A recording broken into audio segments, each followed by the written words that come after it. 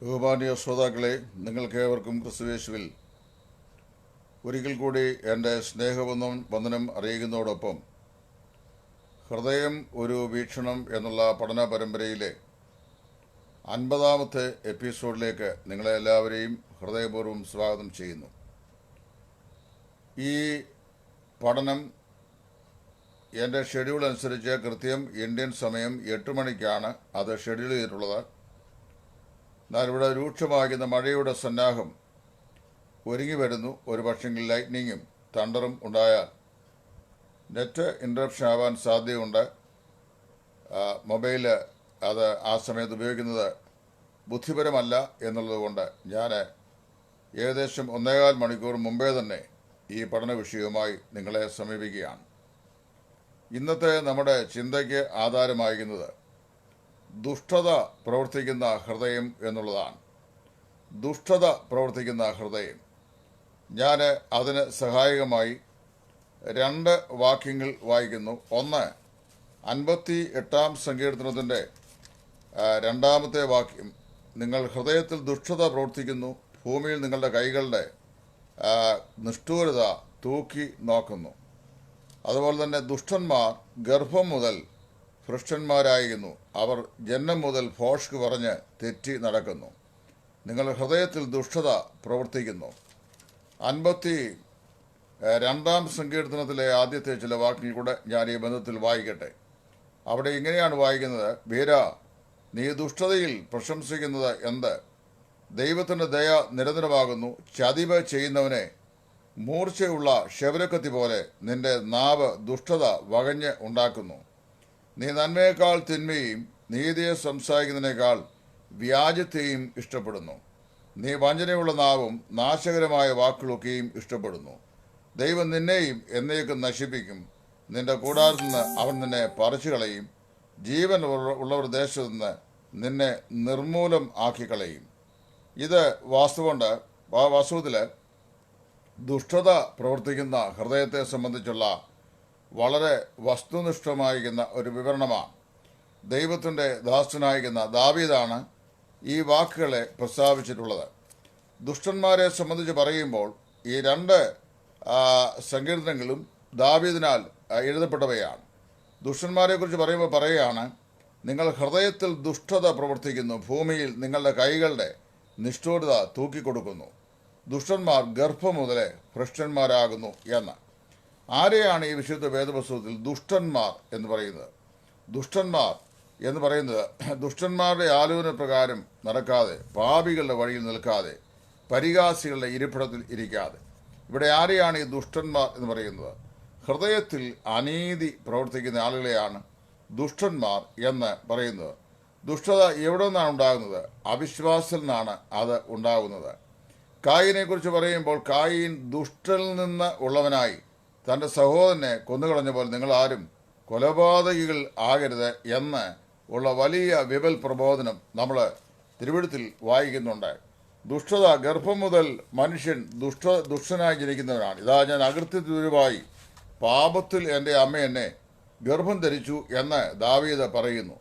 ഗർഭധാരണം പാപമല്ല, എന്നാൽ ഗർഭം ധരിക്കപ്പെട്ട ശിശു പാപത്തിലാണ് ജനിച്ചിരിക്കുന്നത്, ദുഷ്ടതയിലാണ് ജനിച്ചിരിക്കുന്നത് എന്ന് വായിക്കുന്നു. ശമൂവേലിൻ്റെ 2-ാം പുസ്തകം 4-ാം അധ്യായത്തിൻ്റെ 13-ാമത്തെ വാക്യത്തിൽ നാം ഇങ്ങനെ വായിക്കുന്നുണ്ട്: ദുഷ്ടത ദുഷ്ടനിൽ നിന്ന് മുളയ്ക്കുന്നു. അതായത് ദുഷ്ടനിൽ നിന്നാണ് ദുഷ്ടത മുളയ്ക്കുന്നത്. അതുകൊണ്ടാണ് മനുഷ്യൻ പാപിയിൽ നിന്ന് പാപി ജനിക്കിയാൽ ഏത് മനുഷ്യനും ജന്മന ദുഷ്ടനും പാപിയുമാണ്. മനുഷ്യനെ വാസ്തവത്തിൽ 2 നിലയിലാണ് നമ്മൾ ഈ പാപത്തെ വിവക്ഷിക്കുന്നത്. ഒന്ന്, ജനനം മുതൽ ഉള്ള പാപം. അതിനെ വാസ്തവത്തിൽ ജന്മപാപം എന്നൊരു ഓമനപ്പേരിലാണ് ചില ആളുകൾ പറയുന്നത്. ജന്മപാപം എന്നൊരു പാപത്തെ പറയാൻ കഴിയില്ല, കാര്യം ജനിച്ചത് പാപമല്ല. എന്നാൽ ജനിച്ച ശിശു പാപിയാണ്. വേദവസം പറയുന്നത് ആദാമിൻ്റെ പാപ സ്വഭാവത്തിലും പാപപ്രകൃതിയിലും അവൻ ജനിക്കിയാൽ അവൻ ജന്മം മുതലേ പാപിയാണെന്ന് ദൈവത്തിൻ്റെ വചനം പറയുന്നു. റോമാലേഖനം 5:19 വായിക്കുന്നത്, ആ ഏകൻ്റെ അനുസരണക്കേടിനാൽ അനേകർ പാപികൾ ആയിത്തീർന്നു. അത് ആ ഏകൻ എന്ന് പറയുന്നത് ആദ്യ മനുഷ്യനായ ആദാമാണ്. ആദ്യ മനുഷ്യനായ ആദാം പാപം ചെയ്തുകൊണ്ട് ആദാമിൻ്റെ സന്തതി പരമ്പരയിൽ ജനിച്ച നാം എല്ലാവരും നാം പാപം ചെയ്യാതെ തന്നെ ആദാമിൽ പാപികളാകുകയാണ്. അതുകൊണ്ടാണ് ഏക മനുഷ്യന്റെ അനുസരണക്കേടിനാൽ എല്ലാവരും പാപികളായി തീർന്നു എന്ന് നാം വായിക്കുന്നത്. ദാവീദ് പറയുന്ന വാക്കും അതിനോട് ചേർന്ന് വരുന്നു. ഇതാ ഞാൻ അകൃത്യത്തിൽ ഉരുവായി, പാപത്തിൽ എൻ്റെ അമ്മ എന്നെ ഗർഭം ധരിച്ചു. 51 സങ്കീർത്തനത്തിന്റെ 5 വാക്യം. അപ്പോൾ ജനനം കൊണ്ട് തന്നെ മനുഷ്യൻ പാപിയാണ്. ജനനത്താൽ പാപിയാകിയാൽ അവൻ അനീതിയുള്ളവനാണ്. അനീതിയുള്ളവനാകിയാൽ അവൻ ദുഷ്ടത പ്രവർത്തിക്കുന്നവനാണ്. അവന്റെ ഹൃദയം ദുഷ്ടത ഉള്ളതാണ്. ഇനി മറ്റൊന്ന് നാം വായിക്കുന്നത്, അവന്റെ ഹൃദയം ദുഷ്ടത ഉള്ളതുകൊണ്ടാണ് അവൻ ദുഷ്ടത പ്രവർത്തിക്കുന്നത്.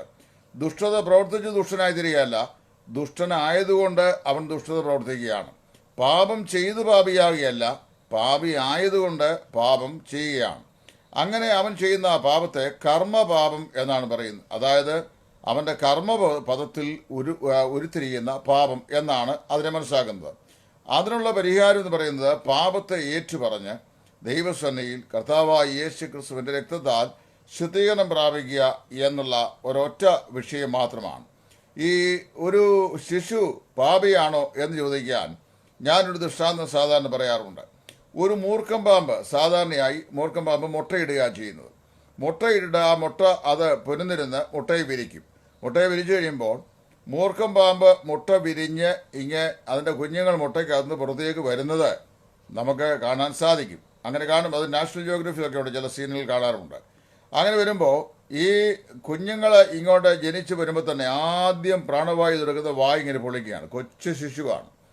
ഒരു മനുഷ്യന് മരിക്കാൻ അല്ലെങ്കിൽ ഒരു ജീവി മരിക്കാനായിട്ട് ഈ തള്ളപ്പാമ്പ് കൊത്തേണ്ട ആവശ്യമില്ല.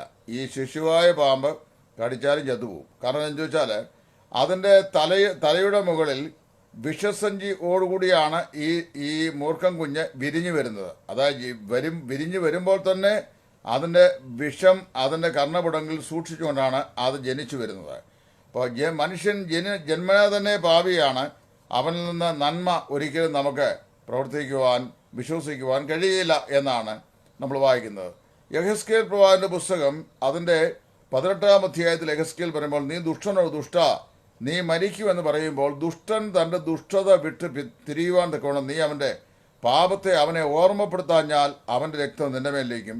എന്നാൽ നീ അവനെ അത് ഓർമ്മപ്പെടുത്തിയിട്ടും അവൻ തൻ്റെ ദുഷ്ടത വിട്ട് തിരിഞ്ഞു വരാതിരുന്നാൽ അവൻ്റെ രക്തം അവൻ്റെ മേൽ തന്നെ ഇരിക്കും. നീയോ അവൻ്റെ രക്തം സംബന്ധിച്ച് കുറ്റം അറ്റവനായിരിക്കും എന്നാണ് ദൈവവചനത്തിൽ വായിക്കുന്നത്. ദുഷ്ടന്റെ ഹൃദയ നിരൂപണം എപ്പോഴും പാപവും അനീതിയും ഉള്ളതാണ്. അതെങ്ങനെയാണെന്ന് ചോദിച്ചു കഴിഞ്ഞാൽ അതിനെ വേദപുസ്തകത്തിൽ വിവക്ഷിക്കുമ്പോൾ അപ്പോസ്തലനായ പൗലോസ് പറയുമ്പോൾ ദുഷ്ടന്റെ ഹൃദയത്തിൽ നിന്ന് ഉണ്ടാകുന്ന ചില പാപ സ്വഭാവങ്ങളെ സംബന്ധിച്ച് അദ്ദേഹം പറഞ്ഞിട്ടുണ്ട്. അത് പറയുന്നത് എങ്ങനെയാണ്? ദുർനടപ്പ്, അശുദ്ധി, ദുഷ്കാമം, വിഗ്രഹാരാധന, ശാഠ്യം, ദ്വന്ദ്വപക്ഷം, ഭിന്നത, അസൂയ, മദ്യപാനം, ആഭിചാരം, പക, പിണക്കം, ജാരശങ്ക, ക്രോധം, വെറിക്കൂത്ത്, ദുർമോഹം, അത്യാഗ്രഹം, കോപം, വ്യഭിചാരം, ഇങ്ങനെ എല്ലാ പാപങ്ങളും റോമാലേഖനത്തിലെ പറയപ്പെടുന്ന പട്ടികയും അതുപോലെ കൊരിന്ത്യരിൽ പറയുന്ന പട്ടികയും ഗലാത്യരിൽ പറയുന്ന പട്ടികയും കൂടെ സമന്വയിപ്പിച്ചു കഴിഞ്ഞാൽ ഒരു 24 ദോഷ പ്രകൃതങ്ങൾ മനുഷ്യന്റെ ഹൃദയത്തിൽ നിന്ന് ഉണ്ടാകുന്നതായി നമുക്ക് ദൈവവചനത്തിൽ നിന്ന് മനസ്സിലാക്കുവാനായിട്ട് സാധിക്കുന്നുണ്ട്. പിശാചാണ് വാസ്തവത്തിൽ ഇങ്ങനെയുള്ള പാപ സ്വഭാവങ്ങൾ അവനെ അങ്കുരിപ്പിക്കുന്നത്. ആസാഫ് പറയുമ്പോൾ ഇപ്രകാരം പറയുന്നുണ്ട്. താൻ സങ്കീർത്തനം 73:7 ആസാഫ് ഇങ്ങനെ പറയുന്നു, ദുഷ്ടന്റെ ഹൃദയത്തിലെ നിരൂപണങ്ങൾ കവിഞ്ഞ് ഒഴുകുന്നു.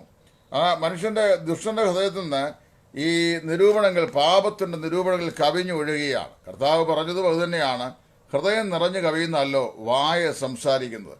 ഞാൻ കഴിഞ്ഞ ചില ആഴ്ചകൾക്ക് മുമ്പ് എനിക്ക് 1-2 ആളുകൾ 1-2 മെസ്സേജുകൾ അയച്ചു തന്നു. ആ മെസ്സേജുകൾ എന്ന് പറയുന്നത് എന്നെ സ്നേഹിക്കുന്ന 1-2 സഹോദരന്മാരാണ്. അവരുടെ മെസ്സഞ്ചർ ഇൻബോക്സിൽ ചില ആളുകൾ, അതായത് എന്നോട് വ്യക്തിപരമായി കയ്പും വിദ്വേഷവും വെച്ച് പുലർത്തുന്ന ചില ദുഷ്ട സ്വഭാവമുള്ള ആളുകൾ, അവർ രഹസ്യമായി കൊടുത്ത സാധനം എന്താണെന്നറിയാമോ?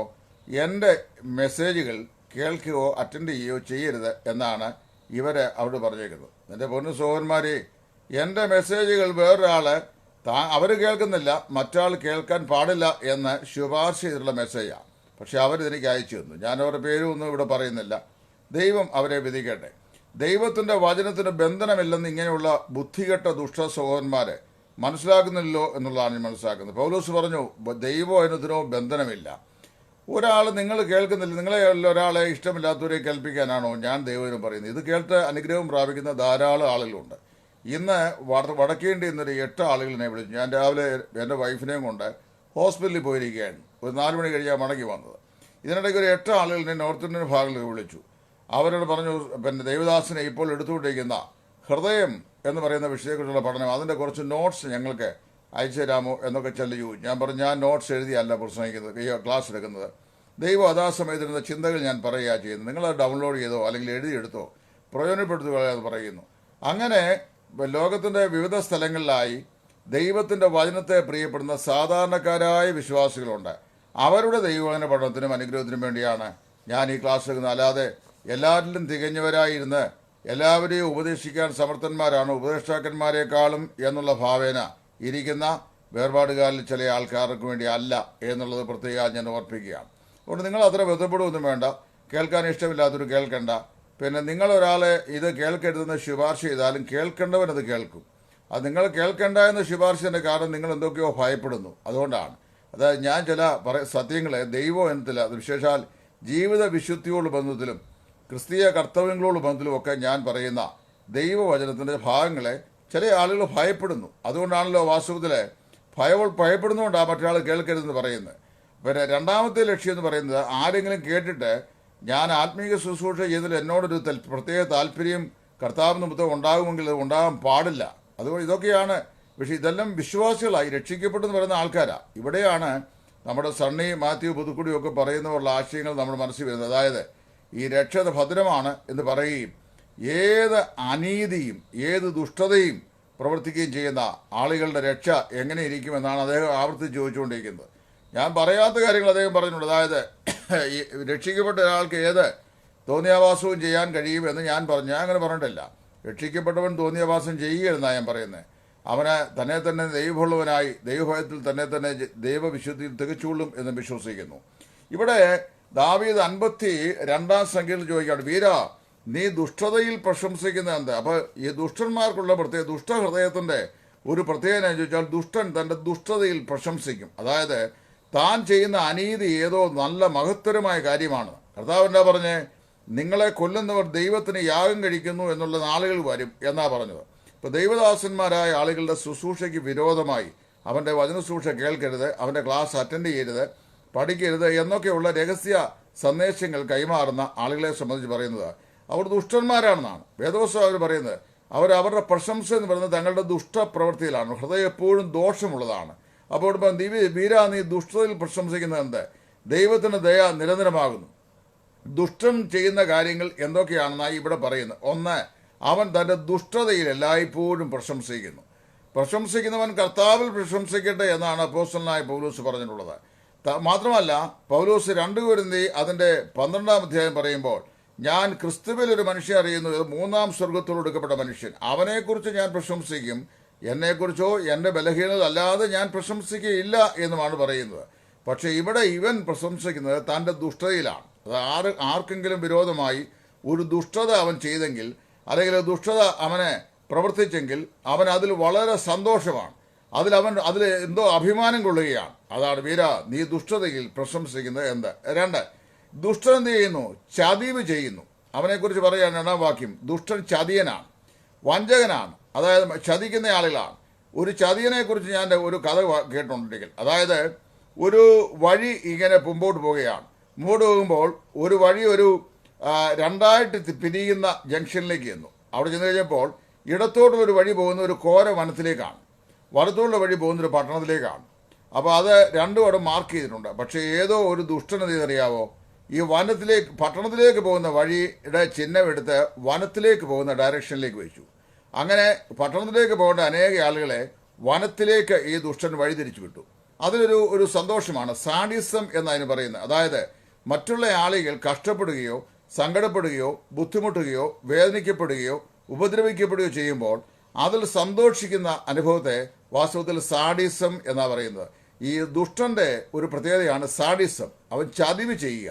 അപ്പം ചതിവ് ചെയ്യുന്നവൻ അവൻ എന്ത് ചെയ്യുന്നു? മൂർച്ചയുള്ള ക്ഷവരക്കത്തി പോലെ നിന്റെ നാവ് ദുഷ്ടത വകഞ്ഞ് ഉണ്ടാക്കുന്നു.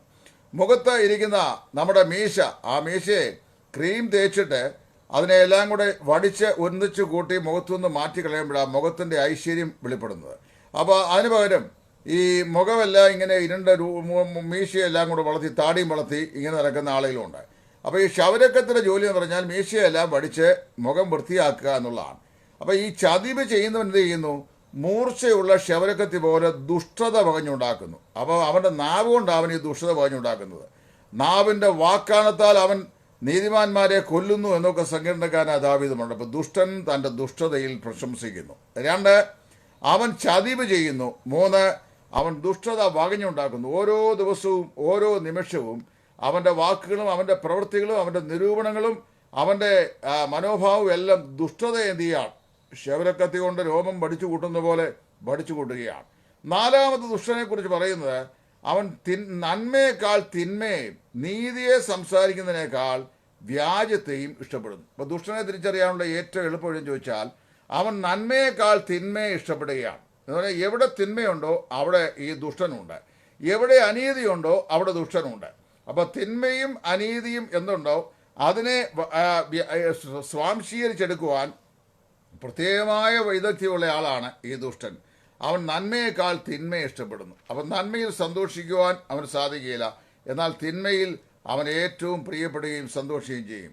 നീതിയെ സംസാരിക്കുന്നതിനേക്കാൾ ദുഷ്ടതയെ അവൻ ഇഷ്ടപ്പെടുന്നു. അവൻ്റെ ജീവിതത്തിൻ്റെ ഈ സിംഹഭാഗവും നീതിക്ക് വേണ്ടിയല്ല, ദുഷ്ടതയ്ക്ക് വേണ്ടി. എന്ന് പറഞ്ഞാൽ ഇന്ന് പകല് അല്ല ഇന്ന് രാത്രി ആർക്കൊരു ദോഷം ചെയ്യാൻ സാധിക്കുക എന്നുള്ളതാണ് ദുഷ്ടൻ്റെ ഹൃദയത്തിൻ്റെ നിരൂപണം.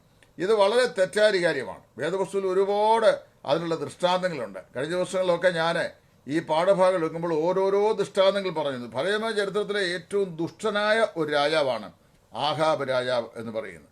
ഈ ആഹാബിനെ സംബന്ധിച്ച് നമുക്കറിയാമല്ലോ, ആഹാബിൻ്റെ കാലത്താണ് ദൈവസന്നയിൽ ഏറ്റവും ഫലകരമായ ശുശ്രൂഷ ചെയ്ത ഏലിയാവ് എന്ന് പറയുന്ന ശുശ്രൂഷകൻ രംഗത്ത് വന്നത്. ആ കാലത്ത് എന്നാൽ ഗിലെയാദിലെ തിശ്ബിനായ ഏലിയാവ് എന്ന് പറഞ്ഞുകൊണ്ടാണ് ഏലിയാവ് തൻ്റെ ജീവിതം ആരംഭിക്കുന്നത്. ഏലിയാവിൻ്റെ ശുശ്രൂഷ കാലഘട്ടത്തെക്കുറിച്ച് എഫ് ബ്രൂസ് എന്ന് പറയുന്ന ദേവദാസൻ പറയുന്നത് വിക്കഡ്നെസ് ഓൺ ദ ത്രോൺ, അതായത് ദുഷ്ടത അതിൻ്റെ സിംഹാസനിൽ ആയിരിക്കുന്ന കാലത്താണ് വാസ്തവത്തിൽ ഈ പ്രവാചകൻ ശുശ്രൂഷയ്ക്കായിട്ട് രംഗത്ത് വരുന്നത്. അങ്ങനെ രംഗത്ത് വന്ന് ഇവൻ ഈ ആഹാബ് ചെയ്ത ദുഷ്ടതകൾ ഒരുപാട് രാജാക്കന്മാർ പുസ്തകത്തിലുണ്ട്. 1ാമത്തെ ദുഷ്ട എന്ന് പറഞ്ഞു കഴിഞ്ഞാൽ അവൻ യഹോവയുടെ പ്രവാചകന്മാരെ എല്ലാം കൊന്നു. അതാണ് ഈ അവൻ ചെയ്ത 1ാമത്തെ ദുഷ്ടത. ദൈവത്തിൻ്റെ പ്രവാചകന്മാരെ കൊല്ലുക, മാലിൻ്റെ പ്രവാചകന്മാർക്ക് ശുശ്രൂഷയ്ക്ക് അവസരം ഉണ്ടാക്കി കൊടുക്കുക. ഇതാണ് ദുഷ്ടൻ ചെയ്ത ഈ ആഹാബ് ചെയ്ത ഒരു ദുഷ്ടത എന്ന് പറയുന്നത്. അപ്പോൾ അവൻ ദുഷ്ടനിൽ നിന്ന് തന്നെ ഉള്ളവനാണ്. അതായത് കായിനെ കുറിച്ച് പറയുമ്പോൾ is very origin is from the wicked, അതായത് ദുഷ്ടനിൽ നിന്നാണ് ഈ കായിൻ്റെ ആവിർഭാവം തന്നെ. അപ്പോൾ അതുകൊണ്ട് അവൻ എവിടുന്ന് പുറപ്പെട്ടു വരുന്നോ അത് മാത്രമേ പ്രവർത്തിക്കാൻ അവന് കഴിയുകയുള്ളൂ. നമ്മുടെയൊക്കെ വീടുകളിൽ സാധാരണയായി നമ്മൾ വറുത്തുപയോഗിക്കുന്ന ഒരു പച്ചക്കറിയാണ് ബിറ്റർ ഗാർഡ്, അതായത് പാവയ്ക്ക എന്ന് പറയുന്നത്. പാവയ്ക്കായ്ക്ക് പ്രകൃത്യാ തന്നെ അതിൻ്റെ രസം എന്ന് പറയുന്നത് കയ്പാണ്. ഈ കയ്പുള്ള പാവയ്ക്കായെ നമ്മൾ ലോകത്തിൽ ഏതെല്ലാം സ്ഥലങ്ങളിൽ കൊണ്ടുപോയിട്ട് നമ്മൾ കുളിക്കുന്ന സ്ഥലത്തെല്ലാം ഈ പാവയ്ക്കായെ നിമജ്ജനപ്പെടുത്തി അതിൻ്റെ ശേഷം പാവയ്ക്ക കൊണ്ടുവന്ന് കറി വെച്ചാലും പാവയ്ക്ക കറി വെച്ചാൽ പാവയ്ക്ക കഴിക്കും. എന്താ അറിയാമോ? അതിൻ്റെ ഇൻഗ്രീഡിയൻ്റ് സ്വഭാവം, അതായത് ഇൻട്രിൻസിക് സ്വഭാവം, ആന്തരികമായ സ്വഭാവം എന്ന് പറയുന്നത് കയ്പാണ്. അപ്പോൾ ഈ ദുഷ്ടൻ്റെ ജന്മസിദ്ധമായ സ്വഭാവം എന്ന് പറഞ്ഞാൽ ദുഷ്ടതയാണ്. അവൻ എന്തെയും ദുഷ്ടത ക്ഷൗരക്കത്തി കൊണ്ട് വകഞ്ഞുണ്ടാക്കിയാണ്. അവൻ്റെ നാവ് ദുഷ്ടത വകഞ്ഞ് ഉണ്ടാക്കുന്നു.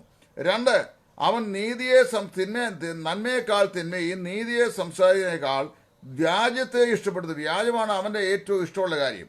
അപ്പോൾ മണിക്കൂറുകൾ അവൻ ഈ വ്യാജം സംസാരിക്കാൻ തയ്യാറാണ്. ഒരു പൗരത്തിനെക്കുറിച്ച് കിട്ടിക്കഴിഞ്ഞാൽ അവനിങ്ങനെ പറഞ്ഞുകൊണ്ടേയിരിക്കും, ദോഷം ചെയ്തുകൊണ്ടേയിരിക്കും, അനീതി പ്രവർത്തിച്ചുകൊണ്ടേയിരിക്കും, ദുഷ്ടത വകഞ്ഞു ഉണ്ടായിക്കൊണ്ടേയിരിക്കും, ദുഷ്ടത സൃഷ്ടിച്ചുകൊണ്ടേയിരിക്കും.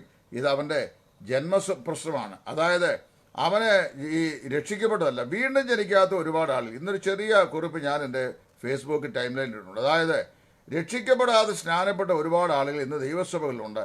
അവർ നിന്ന് ദൈവവചന വിരുദ്ധമായി ശത്രുത പ്രവർത്തിച്ചും സംസാരിച്ചും കൊണ്ട് മുമ്പോട്ട് പോയിക്കൊണ്ടിരിക്കുന്നു. ഇവിടെ രക്ഷിക്കപ്പെടാത്ത ആളുകളാണ് ദുഷ്ടന്മാരെന്ന് പറയുന്നത്. അത് ആരായാലും അവൻ ദുഷ്ടൻ തന്നെ. ഇപ്പോൾ ഇവിടെ വായിക്കും, അവൻ നന്മയേക്കാൾ തിന്മയും നീതിയെ സംസാരിക്കുന്നതിനേക്കാൾ വ്യാജത്തെയും ഇഷ്ടപ്പെടുന്നു. പിന്നെ വായിക്കുന്ന അപ്പോൾ അത് പറഞ്ഞപ്പോഴാണ് പറഞ്ഞ ആഹാബിനെ കുറിച്ച് പറഞ്ഞ് അവൻ ആദ്യം ചെയ്തത് ദൈവത്തിൻ്റെ പ്രവാചകന്മാരെ വാളിൻ്റെ വായ്ത്തലയാൽ കൊന്നു. അത് കഴിഞ്ഞ് അവന് ഈ ഏലിയാവിൻ്റെ മേലും അവന് വാള് ഓങ്ങുവാൻ അവസരം നോക്കി. അവൻ്റെ ഭാര്യയാണ് അവന് അതിൻ്റെ പ്രചോദനം അവന് നൽകിക്കൊണ്ടിരുന്നത്. അങ്ങനെ നാം വായിക്കുന്നു, ഏലിയാവ് പോലും ഒരു സമയത്ത് പറഞ്ഞു, യഹോവയായ ദൈവമേ, ഞാൻ ഒരുവൻ മാത്രം ശേഷിച്ചിരിക്കുന്നു, അവൻ ഇസ്രായേലിൻ്റെ പ്രവാചകന്മാരെ, ദൈവത്തിൻ്റെ പ്രവാചകന്മാരെ മുഴുവൻ വാളിൻ്റെ വായ്ത്തലയാൽ കൊന്നിരിക്കുന്നു എന്ന് പറഞ്ഞു. അപ്പോഴാ ഇവിടെ ദൈവം പറഞ്ഞത്, വാളിന് മുട്ടും മുടക്കാത്ത 7000 പേര് ഞാൻ എനിക്ക് വേണ്ടി ശേഷിച്ചിട്ടുണ്ട്. നമുക്കറിയാൻ വയ്യ, ഈ രാജ്യങ്ങളും ദേശങ്ങളിലും ഒക്കെ വാളിന് മുട്ടുകുത്താത്ത, ദുഷ്ടന്മാരുടെ ദുഷ്ടതയ്ക്ക് കൂട്ടുനിൽക്കാത്ത, അവൻ്റെ നാവിൽ നിന്ന് വകഞ്ഞുണ്ടാക്കുന്ന അനീതിക്ക് പങ്കുചേരാത്ത, അവൻ്റെ വ്യാജവർത്തമാനം കേട്ടത് വിശ്വസിക്കാത്ത, നീതിമാന് വിരോധമായ ദോഷം ചെയ്യാത്ത അങ്ങിങ്ങായി അനേക ആളുകളെ ദൈവം സൂക്ഷിച്ചിട്ടുണ്ട്. ആ ബാലിന് കുത്താത്ത 7000 ആളുകളെ എനിക്ക് വേണ്ടി ഇവിടെ ഞാൻ സൂക്ഷിച്ചിരിക്കുകയാണ്. ഇവിടെ ശ്രദ്ധിക്കണം, അത് ഇവൻ ചിന്തിച്ചത് ഞാൻ ഒരുത്തൻ മാത്രം അവശേഷിക്കുന്നു എന്നാണ്. പലപ്പോഴും നമുക്ക് അങ്ങനെ തോന്നിപ്പോകും, ഞാൻ ഒറ്റയ്ക്കാണല്ലോ നിന്ന് ഈ മൃഗയുദ്ധം ചെയ്യുന്നതെന്ന്. അങ്ങനെയല്ല, അങ്ങിങ്ങായിട്ടൊക്കെ പല സ്ഥലങ്ങളുമുണ്ട്. കാര്യം ഞാൻ ചില മെസ്സേജുകൾ പ്രത്യേകിച്ച് ജീവിതത്തിൻ്റെ വിശുദ്ധിയെക്കുറിച്ചും ഉപദേശത്തിൻ്റെ ശുദ്ധിയെക്കുറിച്ചും ഒക്കെ ഞാൻ എടുക്കുമ്പോൾ ചില ആളുകൾ ഇതിനകത്ത് വന്ന് ഡയറക്റ്റ് കമൻ്റ് ഇടാതെ എന്നെ ടെലിഫോണിൽ വിളിക്കും. ഈ ഡയറക്റ്റ് കമൻ്റ് എന്ന് പറഞ്ഞാൽ അവർക്ക് പ്രത്യക്ഷത്തിൽ വന്ന് പറയാനായിട്ട് ബുദ്ധിമുട്ടുണ്ട്. എന്താ അറിയാമോ? കാര്യം അവരൊക്കെ ഓരോ സ്ഥലങ്ങളിൽ അയക്കുന്ന ആൾക്കാരാണ്. അവർ വന്ന് പ്രത്യക്ഷത്തിൽ അത് കമൻ്റ് ഇടുകയൊക്കെ ചെയ്തു കഴിഞ്ഞാൽ പ്രമാണപ്പെട്ട ആളുകൾ അവർക്കുള്ള എന്തെങ്കിലും നന്മകൾ മുടക്കുകയോ അല്ലെങ്കിൽ അവരെക്കുറിച്ച് തെറ്റായ ഒരു ചിന്താഗതിയിലേക്ക് പോവുകയോ പിന്നെ അവരെ വേണ്ടത്ര പ്രോത്സാഹിപ്പിക്കുകയോ ചെയ്യില്ല ചിന്തിച്ച് അവരെ പഞ്ചപുച്ഛമടക്കി ഇങ്ങനെ നിൽക്കുകയാണ്. അപ്പോൾ തന്നെ ഞാൻ പറയുന്ന കാര്യം സത്യമാണെന്ന് അവർക്ക് ബോധ്യമുണ്ട്. അവർ വന്ന് എന്നെ വിളിച്ച് എന്നോട് പറയും, ദേവദാസനെ നിങ്ങൾ പറഞ്ഞ കാര്യം വളരെ നന്നായി, അത് ആവശ്യമായിരുന്നൊക്കെ പറയും. പക്ഷേ ഇവൻ പറയുകയുമില്ല. അപ്പോൾ അവൻ പറയണ്ട, ഞാൻ പറയുന്നു. അപ്പം ഞാൻ പറയുന്നറിയാവോ, ഈ ആഹാബ് ദൈവത്തിൻ്റെ ദാസനായ ഏലിയാവിൻ്റെ നേരെയും വാൾ കൊണ്ട് അവനെ കൊല്ലാൻ അനുശ്രമിച്ചു. ഇനി അതുമാത്രമല്ല, അവൻ ചെയ്ത മൂന്നാമത്തെ ദുഷ്ടം എന്ന് പറയുന്നത്, അവൻ ഇസ്രായേൽ മക്കളെ എല്ലാം വിഗ്രഹാർപ്പിതം ഭക്ഷിക്കാനും വിഗ്രഹങ്ങളെ ആരാധിക്കാനും ആയിട്ട് നിർബന്ധിച്ചു. വെളിപ്പാട് ദിവസം പറയുമ്പോൾ നിനക്ക് സഹിഷ്ണുതയുണ്ടെങ്കിലും പിന്നെ വിശ്വാസികളായ ആളുകളെ, അതായത് ഇസ്രായേൽ ജനത്തെ കൊണ്ട് വിഗ്രഹാർപ്പിതം ഭക്ഷിക്കുവാനും പിന്നെ പരസംഗം ചെയ്യിക്കുവാനും പ്രേരിപ്പിച്ച ഇസബേൽ എന്ന് പറയുന്ന സ്ത്രീയെ നീ സമ്മതിക്കുന്ന ഒരു കുറ്റം, അനുവദിക്കുന്ന ഒരു കുറ്റം നിന്നെക്കുറിച്ച് പറയുകയാണെന്ന് ഒരു സഭയെക്കുറിച്ച് പറയും. ദ്വൈതേര സഭയെക്കുറിച്ചാണെന്ന് തോന്നുന്നു പറയുകയാണ്. അവിടെ പറയുമ്പോൾ ഈ ഇസബേൽ ചെയ്യുന്നതാണ് ബാലുമായിട്ടുള്ള പരസംഗം. ആ പരസംഗത്തിനായി ഇസ്രായേൽ മക്കളെ വഴി തിരിച്ചുവിടുന്ന ദുഷ്ടതയാണ് ഇവൻ ചെയ്തുകൊടുന്നത്. അപ്പോൾ ഇവര് ദൈവത്തിൻ്റെ പ്രവാചകന്മാരെ കൊന്നൊടുക്കി. 2 ബാലിൻ്റെ പ്രവാചകന്മാർക്ക് ശുശ്രൂഷയ്ക്കായി ദേശം മുഴുവൻ പൂജാഗിരികളെ പണിയുകയും അവരെ ആ നിലയിൽ ഉയർത്തുകയും ചെയ്തു. മൂന്നാമത് നമ്മൾ വായിക്കുന്നത്, ഇസ്രായേൽ മക്കളെ കൊണ്ട് പരസംഗം ചെയ്യിക്കാൻ ഇവര് തയ്യാറായി ചെയ്തു. അത് മാത്രമല്ല, നാലാമതും ചെയ്തത്, ഇസ്രായേലിന്റെ ദൈവത്തിനുള്ള മഹത്വം എല്ലാം അവൻ അശേര പ്രതിഷ്ഠകൾക്കും ബാലിനും കൊടുത്തു. ഇതാണ് അവന്റെ ഹൃദയത്തിന്റെ വക്രത അല്ലെങ്കിൽ ദുഷ്ടത എന്ന് പറയുന്നത്. ഇനി വന്ന് സംഭവിച്ചൂടെ ഞാൻ പറയാം. അങ്ങനെ ചെയ്യുമ്പോഴാണ് പിന്നെ 5ാമത് അവൻ ചെയ്ത ഒരു വലിയ അകൃത്യമാണ് ഈ കണ്ടവന്റെ പിടിച്ചു പറിക്കാനായിട്ട് ചെയ്ത വ്യാമോഹം. അതാണ് നാബോത്ത് എന്ന് പറയുന്ന, ഇന്നലെ ഞാനത്തെ മെസ്സേജിൽ പറഞ്ഞായിരുന്നു. നാബോത്ത് എന്ന് പറയുന്ന വളരെ ദൈവഭക്തനായ ഒരു മനുഷ്യൻ ഇസ്രായേൽ പാർത്തിരുന്നു. അവൻ ഈ ആഹാബിന്റെ ഗ്രഹത്തിന്റെ തൊട്ടടുത്ത്, കൊട്ടാരത്തിന് തൊട്ടടുത്തൊരു ഒരു മുന്തിരിത്തോട്ടം ഉണ്ടായിരുന്നു. പക്ഷേ ഒരു ദിവസം എന്നറിയാവോ, ഇവന്റെ മനസ്സിലെ ആ കുന്തളിപ്പ് കാരണം ഇവന്റെ താല്പര്യം ഈ നാബോത്തിന്റെ മുന്തിരിത്തോട്ടം വേണം എനിക്ക് ചീരത്തോട്ടമാക്കാൻ എന്നാണ് അവരുടെ പ്രശ്നം. മുന്തിരിത്തോട്ടം വെട്ടി നശിപ്പിച്ചിട്ട് ചീരത്തോട്ടമാക്കാൻ വേണ്ടി ശ്രമിക്കുന്ന ആളുകൾ ഇന്ന് അങ്ങനെ ആത്മീയ ലോകത്തുണ്ട്. അതായത് ദൈവത്തിന് സ്പഷ്ടമായി പറയുന്ന ആളുകളെ വെട്ടി ഒതുക്കിയ ശേഷം ചീര നടുന്ന പോലെയുള്ള ആളുകളെ പ്രോത്സാഹിപ്പിക്കാൻ ശ്രമിക്കുന്ന ആൾ. അവരിൽ വ്യാപരിക്കുന്ന ഈ ആഹാബിന്റെ ദുഷ്ട ആത്മാവാണ്. അതായത് അതറിയാമോ, ഈ ദൈവപ്രവാചകനായിരുന്ന ഏലിയാവിനെ പോലുള്ളവരെ വെട്ടി നിരത്തിയ ശേഷം പിന്നെ ചീരസമാനമായ താൽക്കാലിക ജീവികളെ ഉയർത്തിക്കൊണ്ടുവരാനുള്ള പ്രത്യേകമായ ശ്രമം ചെയ്യുന്ന ആത്മാവെന്ന് പറഞ്ഞാൽ ആഹാബിന്റെ ഹൃദയത്തിൽ വ്യാപരിച്ച ദുഷ്ടാത്മാവാണ്. അപ്പോൾ അവൻ പറഞ്ഞു, ഈ നാബോത്തിന്റെ മുന്തിരിത്തോട്ടം എനിക്ക് ചീരത്തോട്ടമാക്കണം. ഉടനെ നാബോത്തിനെ വിളിച്ചു വരുത്തി പറഞ്ഞു, ഇടൂ തൻ്റെ മുന്തിരിത്തോട്ടം എനിക്ക് ചീരത്തോട്ടമാക്കണം, അതുകൊണ്ട് എനിക്ക് തുറന്നു. മഹാരാജാവല്ലേ, ചോദിച്ചാൽ കൊടുക്കാതിരിക്കാൻ പറ്റുമോ? അപ്പോൾ ഏതായാലും അവൻ പറഞ്ഞു, ഇതെൻ്റെ പിതാക്കന്മാരുടെ അവകാശമാണ്. അതായത് എൻ്റെ പിതാക്കന്മാരുടെ പൈതൃക സ്വത്തായി എനിക്ക് തന്ന, നമുക്കൊക്കെ അങ്ങനെ ഒരു സെന്റിമെന്റ് ഉണ്ടാകും. നമ്മൾ അധ്വാനിച്ച 50 സെന്റ് വസ്തുവും ചിന്തിക്കുക, അത് നമ്മൾ വിറ്റാലും നമ്മുടെ പിതാക്കന്മാർ നമുക്ക് കൈമാറി തന്ന അവകാശം അത് നമ്മുടെ കയ്യിൽ നിന്ന് കൈമോശം വരാൻ നമ്മൾ ഇഷ്ടപ്പെടുകയില്ല. കാര്യം അത് പിതാക്കന്മാരുടെ ബഹുമാനം കൊണ്ടാണ്, അവരോടുള്ള സ്നേഹം കൊണ്ടാണ്. അപ്പോൾ പറഞ്ഞു, എൻ്റെ പിതാക്കന്മാർ എനിക്ക് തന്ന കൃഷിഭൂമിയാണ്, ഞാനത് തരികയില്ല. ഉടനെ ഇവൻ്റെ ഭാര്യ ഈ ദുഷ്ട സ്ത്രീ പറഞ്ഞു. അപ്പോൾ ഉടനെ ഇവൻ ആഹാരം കഴിക്കാതെയായി. മുഖത്ത് പ്രസന്നതയില്ലാതെയായി, അവൻ ക്ഷീണിതനായി, അവനിങ്ങനെ മ്ലാനപതനായിരിക്കുമ്പോൾ യെസബേൽ ചോദിച്ചു, എന്താ നിങ്ങളിങ്ങനെ ആഹാരം കഴിക്കാതെ ക്ഷീണിതനായി വളരെ ഈ മ്ലാനപതനായിരിക്കുന്നത്? അപ്പോൾ പറഞ്ഞത്, നാബോത്തിൻ്റെ മുന്തിരിത്തോട്ടം, അതാണ് പ്രശ്നം, ഞാൻ അത് നിനക്ക് തരും എന്ന് പറഞ്ഞു. എന്ന് പറഞ്ഞാൽ ഞാൻ അത് നിനക്ക് തരും. നല്ല സ്ത്രീയാ, അവിരാമാപ്പിള എന്ന് പറയും. അതായത് പണ്ട് ഒരുത്തനെ വീട് അന്വേഷിച്ചിരുന്നു, അവറാമാപ്പിളയുടെ വീട് അന്വേഷിച്ചിരുന്നത്. അപ്പോൾ അവറാമാപ്പിളയുടെ വീട് അന്വേഷിച്ച് കഴിഞ്ഞപ്പോൾ അയലോക്കത്ത് വരെ എത്തി കഴിഞ്ഞപ്പോൾ ചോദിച്ചു, അവറാമാപ്പിളയുടെ വീടാണ് അവിടെ. ഉടനെ കടയിലിരുന്ന മാടക്കച്ചവടം പറഞ്ഞു, അവരാ അവിടുത്തെ മാപ്പിളയെന്ന് പറഞ്ഞാൽ അവിടുത്തെ മാപ്പിള അവരാണ്. ചില വീടുകളിൽ അങ്ങനെ സ്ത്രീകൾ തീരുമാനിക്കുന്നവരാ. കാരണം ഞാൻ ആ മുന്തിരിത്തോട്ടം നിനക്ക് ചീരത്തോട്ടമാക്കാൻ വാങ്ങിത്തരാം എന്ന് പറഞ്ഞു.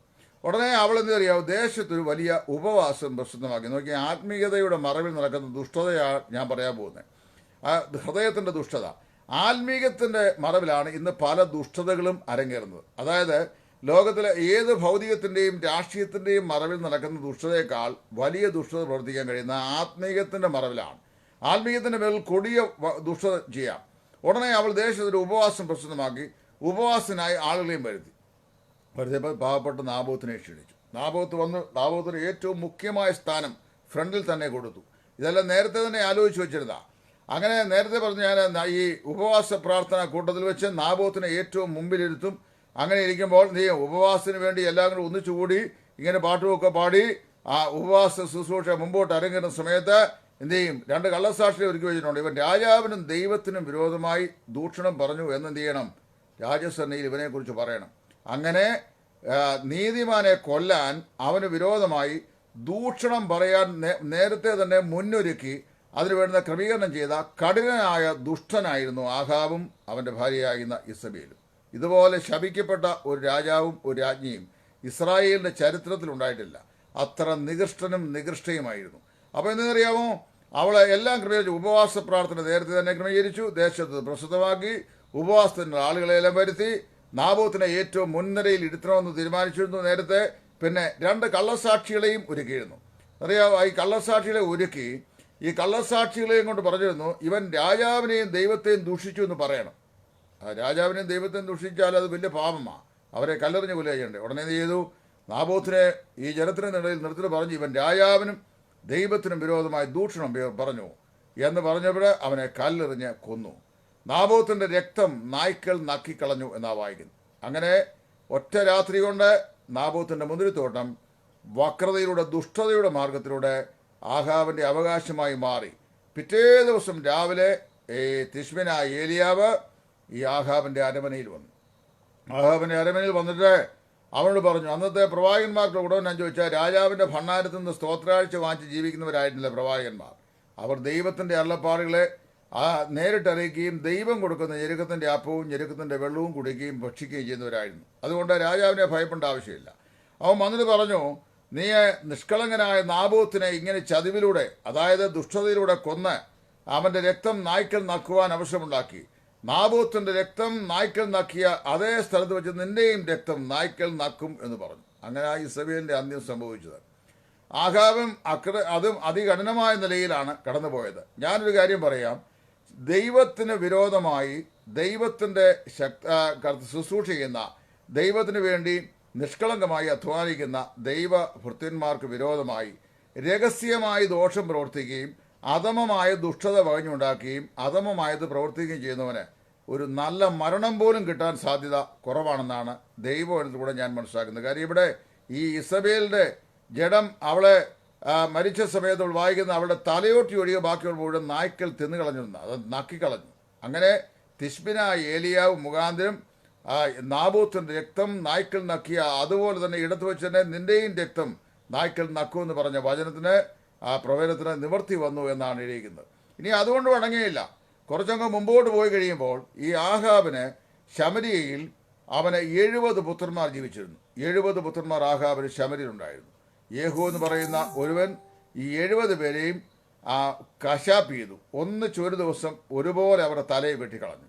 അങ്ങനെ ആഹാബിൻ്റെ വംശാവലിയെ ദൈവം ഇസ്രായേലിൽ നിന്ന് തുടച്ചു നീക്കി എന്നാണ് വായിക്കുന്നത്. ഇവിടെ ദാവീദ് പറയുകയാണ്, എന്താ ഇന്ന് നീ ദുഷ്ടത പകഞ്ഞുണ്ടാക്കുന്നു, എങ്ങനെ ചതിവ് ചെയ്യുന്നവനെ നീ മൂർച്ചയുള്ള ശവരക്കത്തി പോലെ നിന്റെ നാവ് കൊണ്ട് ദുഷ്ടത പകഞ്ഞുണ്ടാക്കുന്നു. പിന്നെ നീതിയേക്കാൾ നീതിയെ സംസാരിക്കുന്നതിനേക്കാൾ വ്യാജത്തെ ഇഷ്ടപ്പെടുന്നു. നീ വഞ്ചനയുള്ള നാവും നാശകരമായ വാക്കുകളൊക്കെയും ഇഷ്ടപ്പെടുന്നു.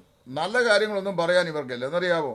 എങ്ങനെ മറ്റൊരുത്തിന് ദോഷം ചെയ്യാം, എങ്ങനെ മറ്റൊരുത്തനെ ഒരുവൾ നകറ്റിക്കളയാം, എങ്ങനെ മറ്റൊരുത്തിന് ഏതെങ്കിലും ഒരു നന്മ ചെയ്യുന്നെങ്കിൽ അതില്ലാതെയാക്കാം, എങ്ങനെ മറ്റൊരുത്തിനോട് ഒരു താല്പര്യം ഉണ്ടാകുമെങ്കിൽ ആ താല്പര്യം ഇല്ലാതെയാക്കാം. അതുകൊണ്ടല്ലേ ഞാനിവിടെ ചെയ്യുന്ന ശുശ്രൂഷയൊക്കെ കേൾക്കരുതെന്നൊക്കെ ആൾക്കാരുടെ രഹസ്യമായി പറയുന്നത്. അപ്പോൾ അതിൻ്റെ ലക്ഷ്യം എന്ന് ചോദിച്ചു കഴിഞ്ഞാൽ, ആളുകൾ കേട്ടാൽ അവരുടെ കണ്ണുകൾ തുറക്കപ്പെടും, അവർ ദൈവനെ മനസ്സിലാക്കും, ഇദ്ദേഹം പറയുന്ന കാര്യങ്ങളിൽ ഒക്കെ യാഥാർത്ഥ്യങ്ങളുണ്ട്, വസ്തുതകളുണ്ട് എന്ന് ആളുകൾ ബോധ്യപ്പെടും. ഇത് പിശാചിന്റെ പ്രവൃത്തിയാണ്. ഇങ്ങനെയുള്ള ആളുകളുടെ ഹൃദയങ്ങളിൽ പ്രവർത്തിക്കുന്നത്, നാവുകൾ പ്രവർത്തിക്കുന്നത് പിശാചാണ്, സാത്താനാണ്. സാത്താൻ്റെ ഏജന്റന്മാർ ഒരുപാട് ആത്മീയ ലോകത്തുണ്ട്. അവരെ ഒരുപക്ഷെ തിരുവത്താഴം മുറിക്കുന്നവരും പിന്നെ എല്ലാ യോഗങ്ങൾക്കും പോകുന്നവരും ആത്മീയത്തിൻ്റെ മുൻപന്തി നിൽക്കുന്നവരും ഒക്കെ ആയിരിക്കും. പക്ഷേ അവൻ്റെ ജീവിതത്തെ നിയന്ത്രിക്കുന്ന പിശാചാണ്. പിശാചിൻ്റെ ആയുധപ്പരയായി ഇവൻ്റെ ജീവിതം മാറ്റപ്പെട്ടിരിക്കുകയാണ്, ഹൃദയം മാറ്റപ്പെട്ടിരിക്കുകയാണ്. നീ വഞ്ചനയുള്ള നാവും നാശകരമായ വാക്കുകളൊക്കെയും ഇഷ്ടപ്പെടുന്നു. അതുകൊണ്ട് പറയാണ്, ദൈവം നിന്നെയും എന്നേക്കും നശിപ്പിക്കും, നിന്റെ കൂടാരത്തിൽ നിന്ന് അവൻ നിന്നെ പറിച്ചുകളയും, ജീവനുള്ള ദേശത്ത് നിന്ന് നിന്നെ നിർമൂലമാക്കും. അതായത് യഹോവ എന്തെയും ദൈവം നിന്നെയും എന്നേക്കും നശിപ്പിക്കും. ദുഷ്ടത പ്രവർത്തിക്കുന്ന ഹൃദയത്തിൻ്റെ അവസാനം ദൈവം നിന്നെ നശിപ്പിക്കും. 2, ദൈവം നിന്റെ കൂടാരത്തിൽ നിന്ന് പറിച്ചു കളയും എന്ന് പറഞ്ഞാൽ നിന്റെ വാസസ്ഥലം ദൈവം ഇല്ലാതെയാക്കുന്ന. 3 വായിക്കുന്നത്, നീ ജീവനുള്ള ദേശത്ത് നിന്ന് നിന്നെ നിർമൂലമാക്കും, നീതിമാന്മാർ അത് കണ്ട് ഭയപ്പെടും. ചില ദുഷ്ടന്മാരുടെ കുടുംബങ്ങളിന്മേൽ, ചില ദുഷ്ടന്മാരുടെ ജീവിതങ്ങളിന്മേൽ സ്വർഗത്തിലെ ദൈവം വരുത്തി വെച്ചിട്ടുള്ള ന്യായവിധിയെ കണ്ട് ഞാൻ ഭയപ്പെട്ടു പോയിട്ടുണ്ട്. ഞാൻ തന്നെയല്ല, പല ആളുകളും ജീവിതത്തിൽ അങ്ങനെയൊക്കെ സംഭവിച്ചിട്ടുള്ളത് ഞാൻ കാണുകയും കേൾക്കുകയും ചെയ്തിട്ടുണ്ട്. മുമ്പൊരിക്കൽ ഞാൻ ഒരു ദൃഷ്ടാന്തം പറഞ്ഞാണ്. അതായത് അത് ഞാൻ എഴുതിയിട്ടതാണ്. അതായത് ഞങ്ങൾ പാർത്തു വന്ന സ്ഥലം ഇടയാറുമുള്ളിൽ നിന്ന് അന്നത്തെ കാലത്ത് കൃഷിഭൂമി അന്വേഷിച്ച് എൻ്റെ മാതാപിതാക്കൾ തോന്നിയാമൽ എന്നൊരു സ്ഥലത്ത് പോയി കുറേ വർഷങ്ങൾ ഞങ്ങൾ അവിടെ താമസിച്ചു. എൻ്റെ ബാല്യകാലമൊക്കെ ഞങ്ങൾ അവിടെ ആയിരുന്നു. ബാല്യകാലവും യൗവനകാലവും ഞാൻ അവിടെയായിരുന്നു. അങ്ങനെ താമസിക്കുമ്പോൾ ഞങ്ങളുടെ തൊട്ട് അയലത്ത്, ഇത് ഞാൻ ദൈവഭയമുള്ള ആൾക്കാരുടെ വിചിന്തനത്തിന് വേണ്ടി മാത്രം പറയുന്ന കാര്യമാണ്. ഞാൻ നീണ്ട ഒരു ലേഖനം എഴുതിയിട്ടുണ്ടായിരുന്നു 5-6 മാസം മുമ്പ്. ഞങ്ങൾക്ക് കുറേ അധികം ഭൂമി ഉണ്ടായിരുന്നു. ഞങ്ങളുടെ അതിന് ഒരു സൈഡ് മുഴുവൻ പാറയാണ്. അവിടെ ഒരു അക്രൈസ്തവ വിഭാഗത്തിൽപ്പെട്ട ഒരു മനുഷ്യൻ്റെ വസ്തുവാണ്. ആ പാറ വാസ്തവത്തിൽ സർക്കാരിൻ്റെ വകയാ, കാര്യം പൊതുവിൽ സർക്കാരിന് പോകുന്ന സ്ഥലമാണ്. എങ്കിലും ഞങ്ങളുടെ കയ്യാല സൈഡിൽ ഒരു ആഞ്ഞിലി മരം, നല്ല കരുത്തേറിയ ഒരു ആഞ്ഞിലി മരം അത് വളർന്നു നിന്നിരുന്നു. അതായത് വലിയ ഒരു കയ്യാലയുമാണ്. ആ കയ്യാലയുടെ സൈഡിലാണ് നിൽക്കുന്നത്. ഇയാളുടെ പിതാവും കൂടി ഓരോ ദിവസവും ഞങ്ങൾക്ക് ഒരുപാട് വസ്തുക്കളുണ്ടായിരുന്നുകൊണ്ട് എല്ലാ ദിവസവും ഈ വസ്തുക്കളുടെ അതിലൊന്നും പോയി നോക്കാനൊന്നും പറ്റുകയില്ല. അപ്പം ഓരോ ദിവസവും ഈ കയ്യാല കുറേശ്ശെ ഇടിച്ചിടിച്ച് ഈ ആഞ്ഞിലിയുടെ 1/3 ഭാഗം അദ്ദേഹത്തിൻ്റെ പാറയിലേക്കാക്കി. ബാക്കി ഞങ്ങളുടെ സ്ഥലം വളച്ചു കെട്ടി. ഒരു ദിവസം ഇദ്ദേഹം വഴക്കിനായി വന്നു. അന്ന് ഞങ്ങളുടെ മാതാപിതാക്കൾ കൃഷിക്കാരാണ്. എൻ്റെ അമ്മയൊക്കെ എൻ്റെ അപ്പൻ്റെ കൂടെ 8 കൂന്താലി എടുത്ത് അപ്പൻ്റെ കൂടെ ലെഫ്റ്റ് റൈറ്റ് നിന്ന് ഭൂമി കിളച്ചാണ് ഞങ്ങളെയൊക്കെ കൃഷി ചെയ്ത് വളർത്തിയത്. അപ്പോൾ അങ്ങനെ ഇപ്പോഴും എൻ്റെ അമ്മ എൻ്റെ കൂടെ 94 വയസ്സുണ്ട്. അപ്പോൾ അങ്ങനെ കഷ്ടപ്പെട്ട് വളർത്തി. ഞങ്ങൾ 6 മക്കളുണ്ടായിരുന്നു. ഞങ്ങൾക്കന്ന് വിദേശ സ്വദേശ വരുമാനങ്ങളോ സർക്കാർ വരുമാനങ്ങളോ ഒന്നും ഉണ്ടായിരുന്നില്ല. ഇത് പറയുന്നതിന് യാതൊരു നാണക്കേടും എനിക്കില്ല താനും. അങ്ങനെ ഞങ്ങൾ വളരെ ബുദ്ധിമുട്ടിൽ ജീവിക്കുന്ന ഈ കാലത്ത് ഈ 1/3 ഭാഗം ഈ വലിയ തടിയുടെ ഇദ്ദേഹത്തിൻ്റെ സ്ഥലത്തേക്ക് ഇദ്ദേഹം അതിര് മാന്തി എടുത്തിട്ട് എന്തെങ്കിലും സംഭവിച്ചറിയാവോ? അവരുടെ വിഭാഗത്തിൽപ്പെട്ട കുറേ ആളുകളെ ഞങ്ങളറിയാതെ ഒരു ദിവസം ഞങ്ങളുടെ വീട്ടിൽ പറഞ്ഞു വിട്ടു. ഈ ആഞ്ഞിലി സംബന്ധിച്ചൊരു തർക്കമുണ്ട്. അതുകൊണ്ട് അങ്ങനെ ഞങ്ങളുടെ പുരടുത്ത് നിൽക്കുന്ന ആഞ്ഞിലിക്ക് അവർക്ക് തർക്കമുണ്ടെന്ന് വരുത്താൻ അവരുടെ ജാതിയിൽപ്പെട്ട ചില ആൾക്കാരെ ഞങ്ങളുടെ വീട്ടിൽ പറഞ്ഞു വിട്ടു. ഞങ്ങൾ ഈ ദേശത്ത് നിന്ന് ഒറ്റപ്പെട്ട് താമസിക്കുന്നവരാകിയാൽ ഞങ്ങൾക്ക് അങ്ങനെ ആരെങ്കിലും ബന്ധുങ്ങളോ അല്ലെങ്കിൽ സ്വന്തക്കാരായ ആൾക്കാരോ ഇല്ല. അപ്പോൾ ഞങ്ങൾ ക്രിസ്ത്യൻസുമാണ്. സംഭവിച്ചത് ഞാൻ വളരെ ചുരുക്കമായി പറയാം, നിങ്ങൾ കേട്ട് മനസ്സിലാക്കിയുള്ളൂ. പരമമായ സത്യമായി പറയുന്ന കാര്യം. അവിടെ എന്താ ചെയ്തെന്നറിയാമോ? ഈ മധ്യസ്ഥന്മാർ വന്നിട്ട് 1/3 ഞങ്ങളുടെ തടി ആ മറ്റേ പാറയുടെ സൈഡിൽ അവർ അതിനെ ആക്കിയ സാധനം അവസാനം ഈ വന്ന മധ്യസ്ഥന്മാർ ആഞ്ഞിലി അവരുടേതാണെന്ന് ആക്കി വെച്ചിട്ട് ഈ ആഞ്ഞിലി അപ്പം കാര്യം ബലമുള്ളതല്ലേ ഈ ദശയെടുത്തല്ലേ കത്തിയിറങ്ങുള്ളൂ. ഞങ്ങൾക്ക് ആ നിലയിൽ ആരും സപ്പോർട്ടീവായിട്ട് ചെയ്യാൻ ആരുമില്ല. കാര്യം അവരെ ജാതി അടിസ്ഥാനത്തിൽ ഈ വിഷയം ഒരു പ്രശ്നമായി വന്നു. ഞങ്ങളുടെ ഭൂമിയിൽ നിൽക്കുന്ന സ്ഥലം അവരുടേതാണെന്ന് വാസ്തവത്തിൽ എനിക്ക് പറയാൻ തന്നെ എൻ്റെ ഹൃദയം മിടിക്കുന്നുണ്ട്. എനിക്ക് പറയാൻ പ്രയാസമുണ്ട്. ഞാൻ കേട്ടു ഈ ആഞ്ഞിലി അങ്ങനെ ആക്കി, വളരെ ബുദ്ധിമുട്ടി. അവസാനം ഈ ആഞ്ഞിലി വെട്ടി മധ്യസ്ഥന്മാർ വന്നു, ഈ മൊത്തം ആഞ്ഞിലിയും കൂടെ. അപ്പം മധ്യസ്ഥന്മാർ പറഞ്ഞു, ഒരു കാര്യം ചെയ്യാം, 2 അവർക്കും 1 ഞങ്ങൾക്കും. ഏറെ അവസാനം മധ്യസ്ഥന്മാരെ മനസ്സോട് പറഞ്ഞു, ഞങ്ങളുടെ തടിയാണ്. അന്ന് എൻ്റെ അമ്മ ഈ പാറപ്പുറത്ത് കൈകൊണ്ട് അടിക്കുന്ന പോലെ അമ്മയുടെ നെഞ്ചത്ത്, കാര്യം സങ്കടം കൊണ്ടാണ്, ഒരു 4 ഇടി അമ്മയുടെ നെഞ്ചത്ത് ഇടിച്ചു. അത് ഇപ്പോഴും ഞാൻ ഓർക്കുന്നുണ്ട്. ഇപ്പോഴും എൻ്റെ അമ്മയുടെ നെഞ്ചത്ത് ആ പാട് കാണുമായിരിക്കും. കാര്യം ഞങ്ങളുടെ പിള്ളേരല്ല, ഞങ്ങൾ കൊച്ചു പിള്ളേരാണ്, ഞങ്ങളാരും എങ്ങും ആയിട്ടില്ല, വേറെ വരുമാനം മാർഗ്ഗമൊന്നുമില്ല. ഈ തടി ഞങ്ങളുടെ പുരയിലേക്ക് വെട്ടിയിടാതെ ഈ പാറപ്പുറത്തേക്ക് വെട്ടിയിട്ട തടി നടുവേ അങ്ങ് പിളന്ന തടി പിന്നീട് അറുത്തു. ആ തടി അറുത്ത് അതുകൊണ്ട് ഒരു വീടും അതിൻ്റെ ഒരു വലിയ കന്നാലിക്കൂടും ഉണ്ടാക്കി. അതിനകത്ത് 4-5 എരുമയെ വാങ്ങിച്ചു വളർത്തി. എരുമയുടെ ബിസിനസ്സായി. സംഭവിച്ചെന്നറിയാവോ? ഞങ്ങളൊന്നും ചെയ്തില്ല. ഇതുപോലെ ഒരു തുലാമാസ സമയമായി കഴിഞ്ഞപ്പോൾ തുലാമാസിൽ ഒരു ദിവസം ആകാശം പെട്ടെന്ന് മേഘാവൃതമായി. പെട്ടെന്ന് കൊടിയ മിന്നലുണ്ടായി, വലിയ ശക്തമായ ഇടിയുണ്ടായി. ഒരു കൂട്ടിനകത്ത് കെട്ടിയിരുന്ന 4 എരുമയും ഇടിപെട്ടിയെങ്കിൽ ചത്തു. ഈ കൂടും കത്തി, നിന്നിടത്ത് നിന്ന് കത്തി 4 എരുമയെങ്കിൽ ചത്തു. ആ ദേശം മുഴുവൻ അറിയാവുന്ന കാര്യമായി ഞാൻ പറഞ്ഞു. കാരണം അറിയാവോ, എൻ്റെ അമ്മയുടെ നെഞ്ചത്ത് അന്ന് അമ്മ ഇടിച്ച ഇടി അത് ചെന്ന് പതിച്ച് ഞാൻ പറയുന്നത്. ജീവിച്ചിരുന്ന് ഞാൻ പറയുന്ന ഈ കാര്യം കേൾക്കാൻ മനസ്സുള്ളവരുണ്ടെങ്കിൽ കേട്ടോളുക. ദുഷ്ടത ചെയ്തവൻ്റെ ഈ പിടിച്ചു പറിച്ച ഞങ്ങളുടെ ആഞ്ഞിലി കൊണ്ടുണ്ടാക്കിയ ഈ കന്നാലിക്കൂടും ദൈവം കത്തിച്ചു, എരുമയും ചത്തുപോയി, എല്ലാം നശിച്ചു.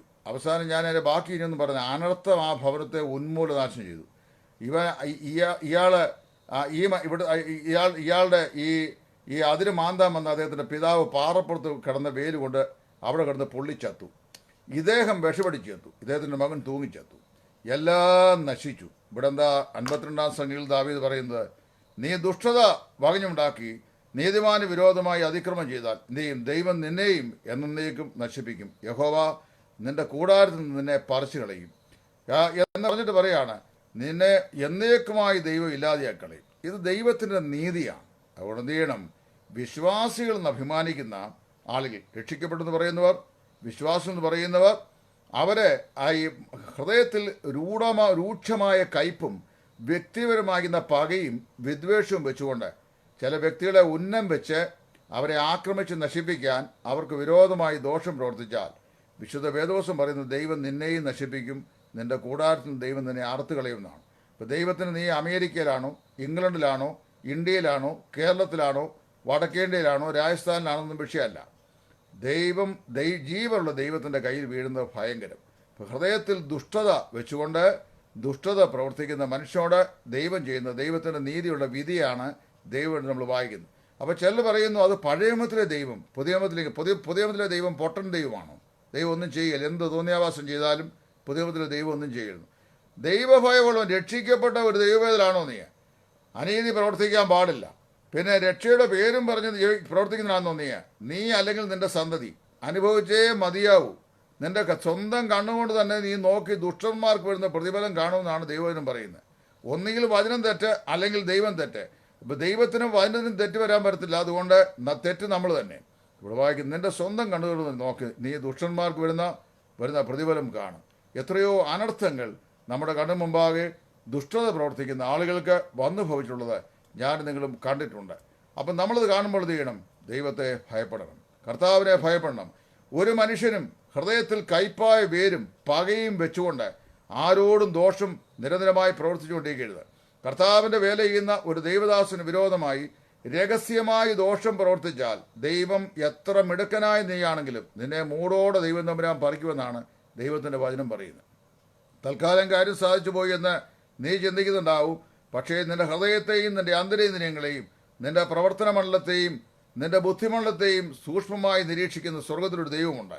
ആ ദൈവത്തിന് വിരോധമായി നീ ചെയ്യുന്ന നിരൂപണങ്ങളോടുകൂടെ നിന്നെ പറിച്ചു കളയും എന്നാണ് ദൈവനും പറയുന്നത്. ആഹാബ് അതിൻ്റെ ഉത്കൃഷ്ടമായ ദൃഷ്ടാന്തം, അവൻ്റെ 70 സന്തതികളെയും ദൈവം ഒരൊറ്റ ദിവസം ഒരുവനെയും കൊണ്ട് കൊന്ന് ഭൂമിയിൽ നിന്ന് അകൃത്യം നീക്കിക്കളഞ്ഞു എന്നാണ് നമ്മൾ വായിക്കുന്നത്. ഇന്നത്തെ എൻ്റെ വാക്കുകൾ ഞാനിവിടെ പര്യവസാനിപ്പിക്കുന്നു.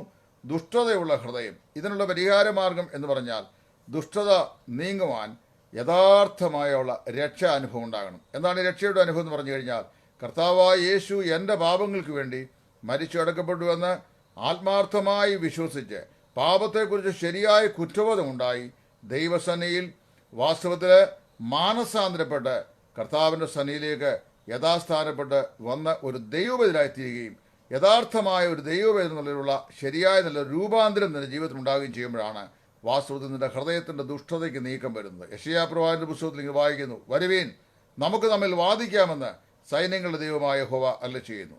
നിങ്ങളുടെ പാപങ്ങൾ എത്ര കടുംചുവപ്പായിരുന്നാലും അത് ഹിമം പോലെ വെളുക്കും, രക്താംബരം പോലെ കടുംചുവപ്പായിരുന്നാലും അത് പഞ്ഞി പോലെ ആയിത്തീരും. പക്ഷേ വേറൊരു കാര്യമുണ്ട്, യഥാർത്ഥമായ അനുതാപം, മാനസാന്തരം, ഇതോടുകൂടെ കുറ്റബോധം, ഇതോടുകൂടെ ദൈവസ്ഥലിൽ വന്ന് കർത്താവായ യേശു ക്രിസ്തുവിൻ്റെ ക്രൂശിലെ രക്തത്താൽ പാപങ്ങളുടെ ശരിയായ ശുദ്ധീകരണം പ്രാപിച്ച് വീണ്ടും ജനാനുഭവം പ്രാപിക്കാത്ത ദുഷ്ടന്മാരാണ് ഇന്ന് ആത്മീയ ലോകത്ത് അധമന്മാരായ ദുഷ്ടന്മാരെക്കാൾ അധമമായ ദുഷ്ടത പ്രവർത്തിക്കുന്ന ആത്മീകന്മാരായ ആളുകൾ.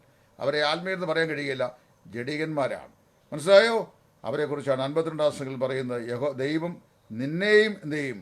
എന്നേക്കുമായി നശിപ്പിക്കും, നിന്റെ കൂടാരത്തിൽ നിന്ന് അവൻ നിന്നെ നീക്കിക്കളയും എന്ന് പറയുന്നു. അതേസമയം നീതിമാൻ അത് കണ്ട് എന്ത് ചെയ്യും?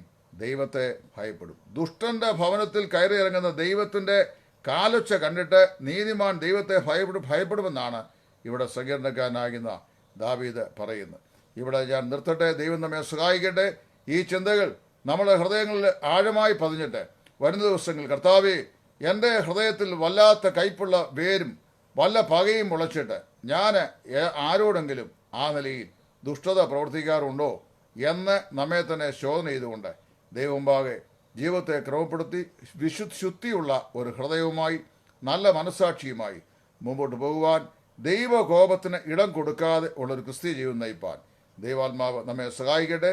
കർത്താവ് വരുവാൻ താമസിച്ചാൽ നാളെ രാത്രിയിൽ വീണ്ടും ഹൃദയത്തിൻ്റെ മറ്റൊരു പഠന വിഷയവുമായി ഞാൻ നിങ്ങളെ സമീപിക്കുന്നതാണ്. ദൈവം എല്ലാവരെയും അനുഗ്രഹിക്കട്ടെ. കർത്താവിൻ്റെ മഹത്വരമായ ശുശ്രൂഷയിൽ സുശേഷകൻ Titus from Edayaranmula. Thank U.